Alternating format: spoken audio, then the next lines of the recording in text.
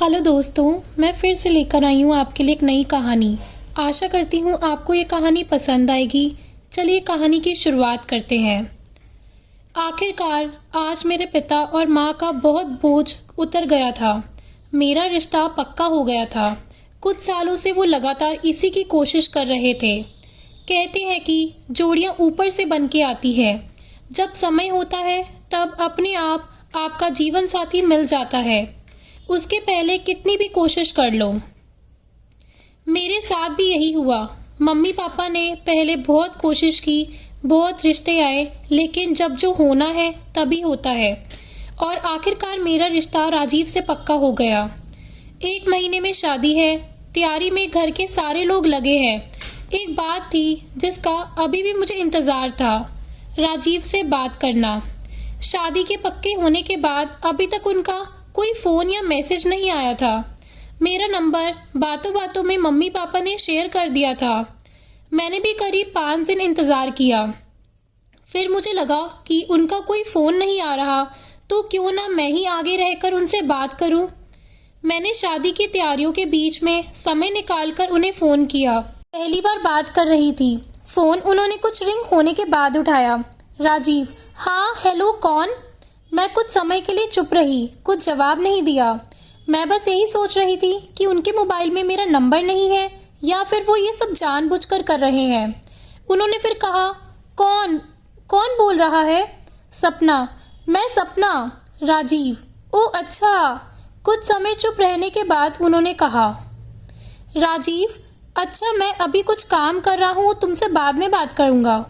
इतना कहकर उन्होंने फ़ोन काट दिया। मैंने अपने आप को कुछ भी ऐसा वैसा सोचने से रोका और अपने आप को समझाया कि वो बिजी होंगे, जब समय मिलेगा तो फ़ोन ज़रूर करेंगे।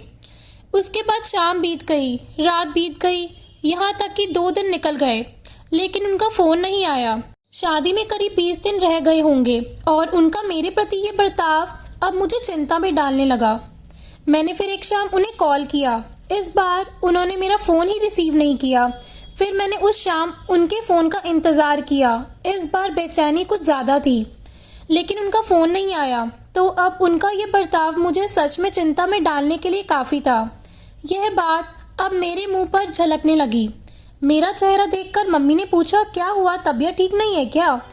मैंने मन में सोचा कि एक बार घर वालों से बात करूं, लेकिन फिर मैं उनके चेहरे पर जो खुशी आई है वो मिटाना नहीं चाहती थी। शादी का दिन आ गया और हमारी शादी भी हो गई, लेकिन अभी तक उन्होंने मुझसे बात नहीं की। अब बात होगी पति पत्नी बनने के बाद।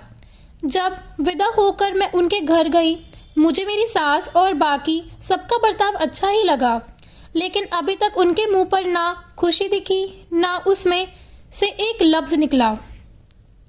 पहली रात थी। सवाल अब भी वही था जो उनसे पूछना था, लेकिन कमरे में आते ही अपना तकिया लेकर बाहर बालकनी में चले गए, बिना कुछ कहे।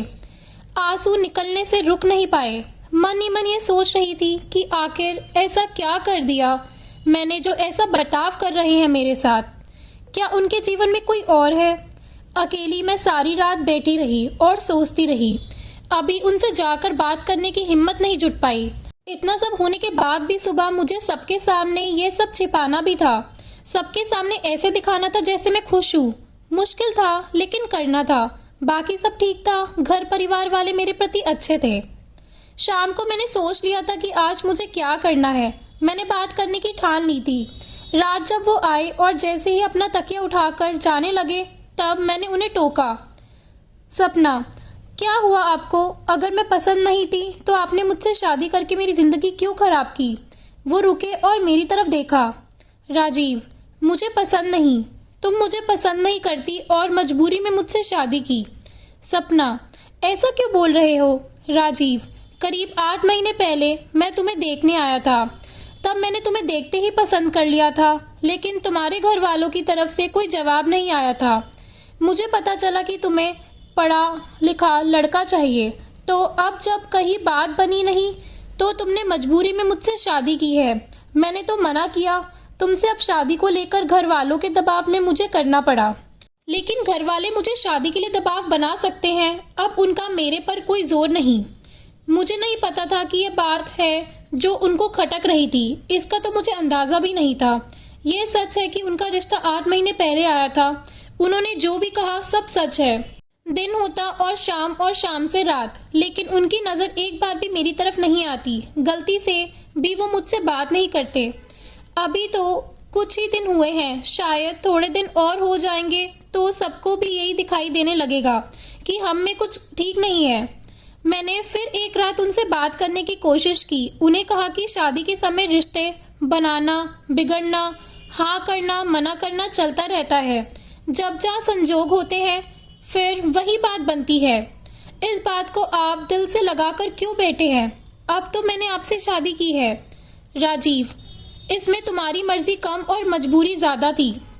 सपना, आप ऐसे क्यों सोचते हैं? राजीव, क्योंकि ऐसा ही है। सपना, मैं समझ गई आपका ईगो का प्रॉब्लम है। राजीव, क्या बोला तुमने?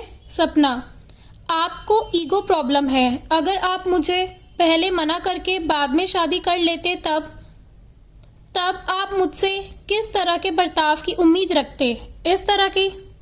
आपको क्या लगता है मैं इसी तरह आपसे बात करती जैसे आप करते हैं? राजीव चुप रहा, सुनता रहा। सपना, वो हमारा पास था। अब सच्चाई और सच ये है कि हमारी शादी हो गई है, 7 फेरे लिए हैं, जीने मरने साथ निभाने की कस्में खाई हैं। आपको ये सब मजाक लगता है, लेकिन मुझे नहीं। मैं अपना धर्म निभाऊंगी, आप अपना। इतना बोलकर मैं वहां से चली गई। वो भी धीरे धीरे अपना तकिया लेकर बाहर चले गए। मुझे पता था कि वो दिल से बुरे नहीं, बस थोड़ा नाराज है। और बातों बातों में उन्होंने ये भी कहा था कि उन्होंने मुझे देखते ही पसंद कर लिया था। इस बात से थोड़ी मुझे खुशी तो मिली थी। फिर मैंने उन्हें कुछ नहीं कहा, सिर्फ उन्हें समय दिया। एक रात जब बारिश हो रही थी तब उन्हें मजबूरन कमरे में सोना पड़ा। वो नीचे बिस्तर लगाकर सोने लगे। मैंने उन्हें कहा कि आप ऊपर बेड पर सोइए, मैं नीचे सोती हूँ। उनकी हाँ या नहीं सुनी। मैं नीचे जाकर नीचे सो गई। बस वो क्या करते, उन्हें बेड पर सोना ही पड़ा। ऐसे ही फिर खट्टी मीठी नोक झोंक के बीच धीरे धीरे हमारी गाड़ी पटरी पर आने लगी। सच बोलूं तो इसमें मुझे भी मजा आने लगा। धीरे धीरे हमें प्यार होने लगा। करीब 7 महीने लगे जनाब को मनाने में और मुझे अपनी पत्नी मानने में।